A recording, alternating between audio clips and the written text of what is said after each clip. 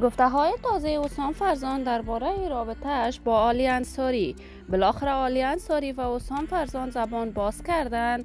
افشای حقایق و رازهای زندگی. علی انصاری در لندن و آیا به واقعیت علی انصاری با حسام فرزان نامزد شده است یا خیر؟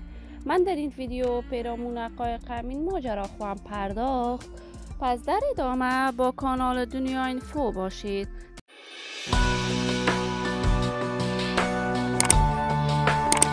سلام و سلامتی نثار هر یک از شما همراهان خوب کانال دنیا اینفو. من مروارید عزیزی هستم. برای حمایت از من علامت سابسکرایب را فشار دهید تا ویدیوهای دیگر کانال دنیا اینفو را از دست ندهید.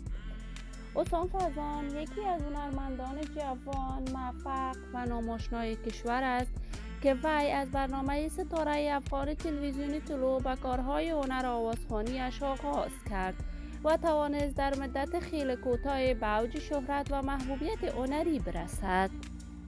حسام فرزان در یک خانواده با علم و دانش دیده به جهان گشود. یکی از برادرانش موفق‌ترین ژورنالیستان افغانستان بود.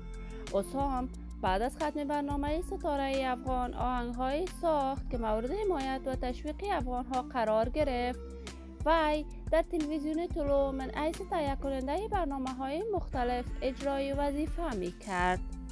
بعد از تحولات سیاسی در افغانستان، حسام فرزان مجبور به ترک کشورش شد و روانه کشور کانادا. حسام فرزان در کانادا مانند قبل به کارهای هنریش می‌پرداخت. وی تازه با سرودن آهنگ‌های عاشقانه با علی انصاری در میان مردم افغانستان جایگاه هنری خاصی پیدا کرده است و بیشتر مردم افغانستان علاقمند این دو هنرمند شدند. اما شایعاتی که در صفحات مجازی نشر شده است گویا علی انصاری با حسام فرزان ازدواج کرده است کاملا دروغ و بی بنیاد است. علی انصاری از همسر اولش جدا شده است و زندگی مستقل در لندن دارد. ما در انتظار نشر تازه ترین آهنگ ها از این هنرمندان موفق و ناماشنای کشور خود هستیم. دوستان نهایت ارجمند کانال دنیا اینفو، شما هم نظریات نیکتان را در بخش کامنت با من شریک بسازید.